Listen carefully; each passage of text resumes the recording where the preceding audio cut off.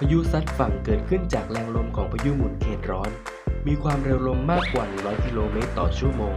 เคลื่อนตัวเข้าซัดชายฝั่งทะเลจนเกิดขึ้นขนาดใหญ่และซัดชายฝั่งทะเลอย่างรวดเร็วและรุนแรงจนสร้างความเสียหายต่อชีวิตอาคารบ้านเรือนและทรัพย์สินบริเวณพื้นที่ชายฝั่งทำให้สิ่งก่อสร้างริมฝั่งทะเลเสียหายพังทลายก่อนเกิดขึ้นพายุซัดฝั่งจะมีสัญญาณเตือนหลายอย่างเช่นสังเกตได้จากลักษณะอากาศที่จะค่อยๆเลวร้ายลงเมฆฝนก่อตัวฝนตกหนักลมพัดแรงหรือการเตือนจากกรมอุตุนิยมวิทยาสภาพพื้นที่บริเวณชายฝั่งถูกทำลายอย่างรุนแรงป่าชายเลนและหาดทรายถูกทำลายบริเวณกว้างต้นไม้ขนาดใหญ่โค่นล้มถนนชำรุดและเสียหายสร้างแนวเขื่อนกั้นขึ้นพายุซัดฝั่งให้มีความแข็งแรงและสูงพอสมควร